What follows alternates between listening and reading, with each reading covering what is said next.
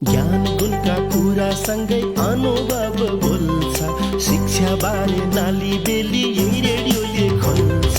मूल मन्त्र समानता, न्यायपूर्ण समाज, रेडियो श्वेत शार्दुल 93 थोप्लो 6 मेगाहर्ज।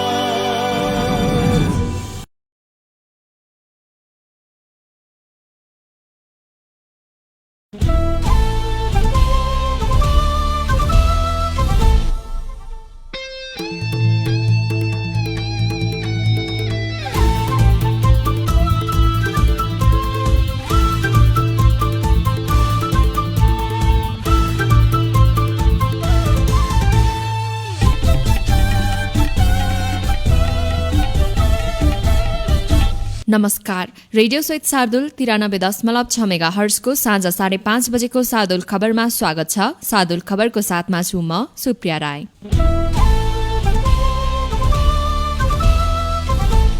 शार्दुल खबर सुरु गरौं प्रमुख खबरहरूबाट। संसदीय सुनवाई समितिबाट प्रधान न्यायाधीशमा विश्वम्भर प्रसाद श्रेष्ठको नाम अनुमोदन। श्रेष्ठद्वारा समिति समक्ष आफ्नो भावी कार्ययोजना पेश। ललिता निवास प्रकरणमा पक्राउ परेकालाई पुनः म्याद थप गरी 3 दिन हिरासतमा राख्न अनुमति दिइयो।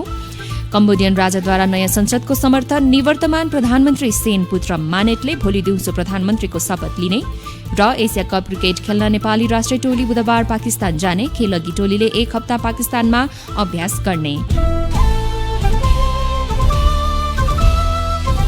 शार्दुल खबर अब विस्तारमा। प्रधानमन्त्री पुष्पकमल दाहाल प्रचण्डले बोलाउनु भएको सर्वदलीय बैठकको समय परिवर्तन भएको छ। संसद गतिरोध अन्त्य गर्नका लागि 4 बजेका लागि बोलाइएको बैठक साँझ 7 बजेको लागि सारिएको हो। प्रधानमन्त्री प्रचण्ड सुर्खेत पुग्नु भएकाले मौसम खराबीका कारण फर्किन ढिलाइ हुँदा बैठकको समय परिवर्तन गरिएको प्रधानमन्त्रीको सचिवालयले जनाएको छ। सुन तस्करी प्रकरणमा छानबिन गर्न सरकार र प्रतिपक्षीय दुवै दलले आफ्नो अडान कायम राखेपछि साउन 10 गतेदेखि संसद चल्न सकेको छैन। सभामुख देवराज घिमिरेले सदनको अवरोध खुलाउन प्रधानमन्त्रीदेखि प्रतिपक्षीय दल एमालेका नेता केपी शर्मा ओली सहित संसदमा प्रतिनिधित्व गर्ने प्रमुख राजनीतिक दलका प्रमुख सचेतक र सचेतकसँग पटक पटक छलफल गरे पनि अझै निष्कर्ष निस्कन सकेको छैन। सहमतिका लागि भन्दै प्रधानमन्त्री प्रचण्डले समय माग गर्नु भएपछि हिजोको बैठक स्थगित गरी आजको लागि बस्न लागेको हो। आजको बैठकमा एमाले अध्यक्ष केपी शर्मा ओली पनि जाने बताइएको छ। हिजोको बैठकमा अध्यक्ष ओलीले उपाध्यक्ष सुभाष नेमवाङ र प्रमुख सचेतक पदम गिरीलाई पठाएर आफू उपस्थित हुनुभएको थिएन।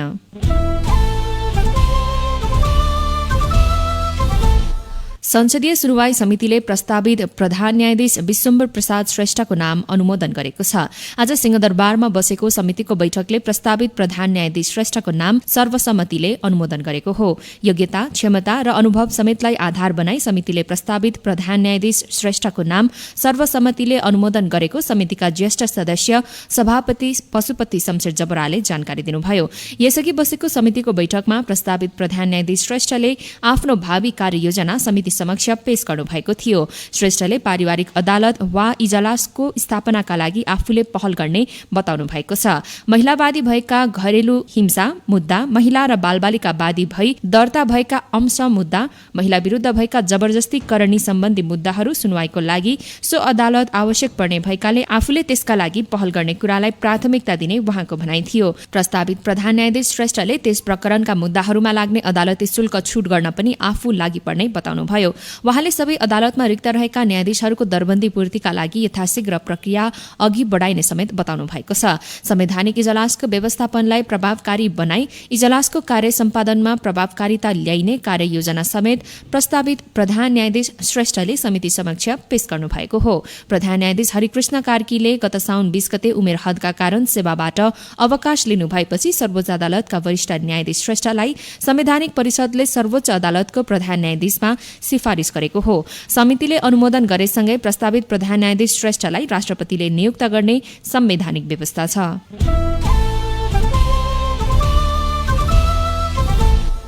नेपाली कांग्रेसका महामन्त्री गगन कुमार थापाले प्रदेशको नामाकरणको विषयमा स्वर्गीय प्रदीप गिरीले दिनुभएको विचारसँग नेपाली कांग्रेस सहमत हुन सके सामाजिक द्वन्द्व हटाउन सकिने बताउनु भएको छ।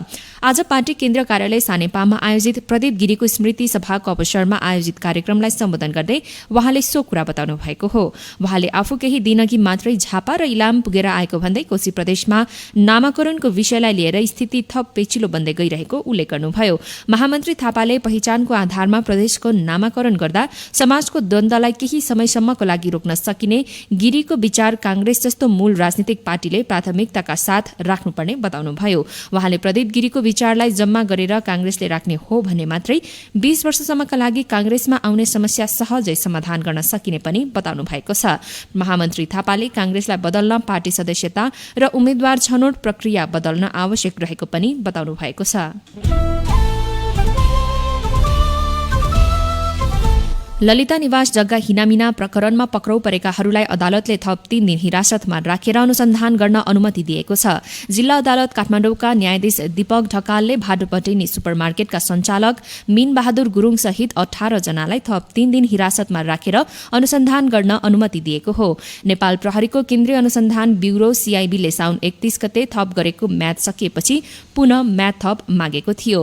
बालुवाटार स्थित ललिता निवास क्याम्प भित्रको जग्गा हिनामिना प्रकरणमा पूर्व निर्वाचन आयुक्त सुधीर कुमार शाह, गोपाल कार्की, शिवजी भट्टराई, मानकुमारी कार्की, बाबुराजा महर्जन, देवनारायण महर्जन, ध्रुव प्रसाद अर्याल, योगराज पौडेल, नारायण दास मिश्र, रुद्र प्रसाद श्रेष्ठ, बालकृष्ण श्रेष्ठ, विनोद पौडेल, केशव तुलाधार, अरूण कुमार श्रेष्ठ, कलाधार देउजा, मीन बहादुर गुरुङ, सञ्जय महर्जन र सकलानन्द महर्जन हिरासतमा छन्। त्यसैगरी ललिता निवास प्रकरणमा मुद्दा खेपिरहेका अर्का वयोवृद्ध नेता चन्द्रदेव जोशीले भने आफूलाई सीआईबीले बयानका लागि बोलाएर पनि नलिएको प्रति गुनासो गर्नुभएको छ।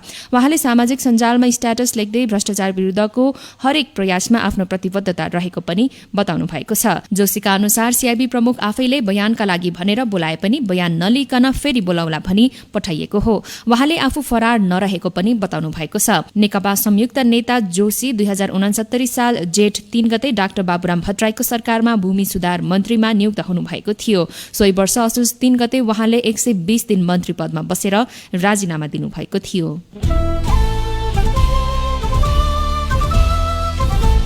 भक्तपुरको सानोटिमी स्थित बाल सुधार गृहमा बन्दी बाल बालिकाहरूको प्रदर्शनको क्रममा झडप हुँदा 6 जना बन्दी र 12 जना सुरक्षाकर्मी घाइते भएका छन्। सुधार गृहको गेट तोडफोड गरी आज दिउँसो ठूलो संख्यामा बन्दीहरू भाला, खुकुरी लगायतका हतियार बोकेर प्रदर्शन गरेका थिए। सोही क्रममा सुरक्षाकर्मीसँग झडप हुँदा 6 जना बन्दी र प्रहरी निरीक्षक सञ्जीव ओली सहित 12 जना सुरक्षाकर्मी घाइते भएका हुन्। ओलीको अहिले मधेपुर अस्पताल ठिमीमा उपचार भइरहेको छ। यस्तै घाइते बन्दीमध्ये 1 जनाको वीर अस्पतालमा उपचार भइरहेको छ।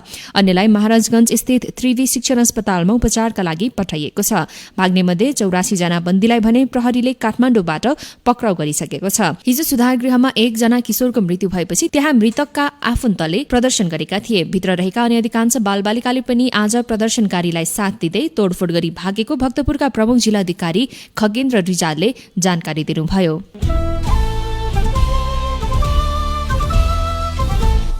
रेडियो सहित सादुलबाट तपाईँ सुन्दै हुनुहुन्छ सादुल खबर। सादुल खबरमा अब पालो विश्रामको। उद्योग सुरु गर्छु भन्यो पैसै नहुने, व्यवसाय योजना छन् छैन लगानी, केही गरौँ भन्ने मन छ हामी कहाँ जाने, हजुर हामी कहाँ जाने। अतिएर हुन्न जाति, सुन मेरो युवा साथी, प्रभु भाइको एसएमबी छ हाम्रो इच्छा पूरा हुन्छ। ढुक्क बन तिम्रा हाम्रा फिर्छन् जिन्दगी, साथी फिर्छन् जिन्दगी।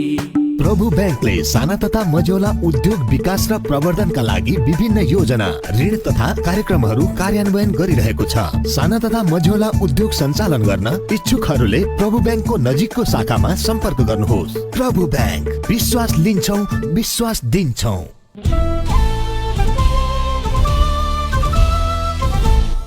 रेडियो सहित सादुलबाट तपाईँ सुन्दै हुनुहुन्छ सादुल खबर। विश्रामपछि अब बाँकी खबरहरू। ताहाचलमा रहेको वैदेशिक रोजगार विभागको कार्यालय जाँदा अनिवार्य रूपमा आफ्नो परिचय खुल्ने कागजात साथमा लानुपर्ने भएको छ। विभागभित्र अनधिकृत व्यक्तिहरू प्रवेश गरी भीड़भाड़ गर्दा सेवा प्रवाहमा समस्या भएको भन्दै विभागले अब परिचय पत्र अनिवार्य गरेको जनाएको छ। सेवा प्रवाहमा सहजीकरण तथा अन्य कामको सिलसिलामा विभागको प्रशासनिक भवनभित्र प्रवेश गर्दा म्यान पावरका सञ्चालक वा प्रतिनिधिले अनिवार्य रूपमा नेपाल वैदेशिक रोजगार व्यवसायी संघले जारी गरेको परिचय पत्र ल्याउनु पर्नेछ। यस्तै अरू व्यक्तिहरूले भने आफ्नो परिचय खुल्ने कागजात देखाउनु पर्ने विभागले सूचना जारी गरेको छ। काठमाडौँको बुद्धनगरमा रहेको वैदेशिक रोजगार विभागको कार्यालय गएको असारदेखि ताचलमा सरेको छ। पछिल्लो समय विभागको भवनमा अनावश्यक व्यक्तिहरू प्रवेश गरी सेवा प्रवाहमा समस्या भएको भन्दै विभागले यस्तो नियम ल्याएको जनाएको छ।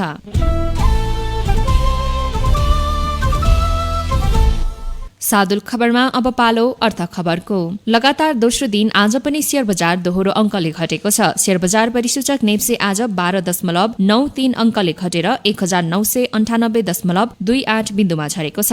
आज सबै समूहको शेयर घटेर बजार रातामै देखिएको छ। आज सबैभन्दा धेरै मेन्चियाम हाइड्रो पावर कम्पनीको शेयर 8% तथा हिमालयन पावर पाटनाको शेयर झण्डै 6%ले ओह्रालो लागेको छ। समग्रमा बजार रातामै भएको दिन आज सबैभन्दा धेरै लक्ष्मी लघुवित्त र खुटेली बुखारी हाइड्रो पावर कम्पनीको शेयर 10%ले बढेको छ। 41,63,000 किता शेयर 1,40,89,00,000 रुपियाँमा कारोबार भएका छन्। सबैभन्दा धेरै शिवम सिमेन्टको 8,02,00,000 रुपियाँ बराबरको शेयर किनबेच भएको छ।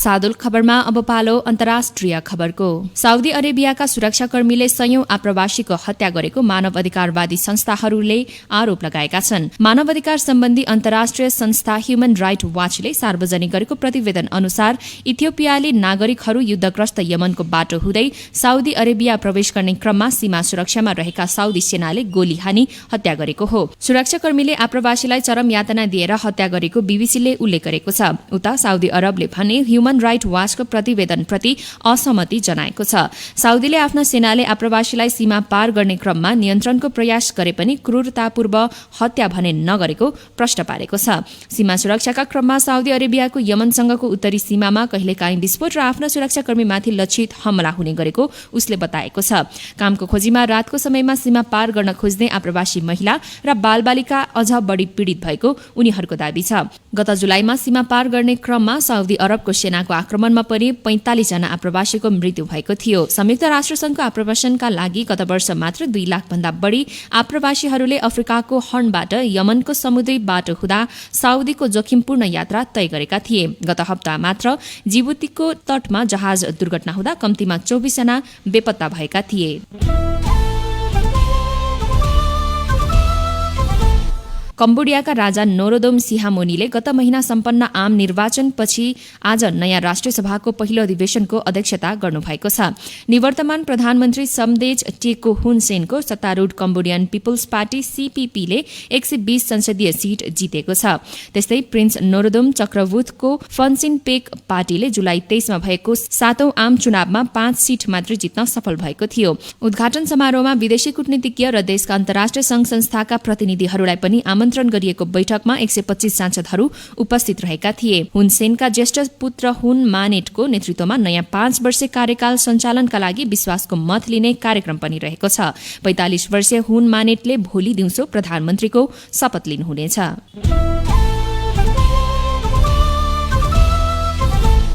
सादुल खबरमा अब पालो खेल खबरको। एसिया कप क्रिकेट खेल्न नेपाली राष्ट्रिय टोली पर्सि बुधबार पाकिस्तान जाने भएको छ। एसिया कपको लागि खेलाडीको अभ्यास र व्यवस्थापकीय सबै तयार पूरा गरेको नेपाल क्रिकेट संघ क्यानले जनाएको छ।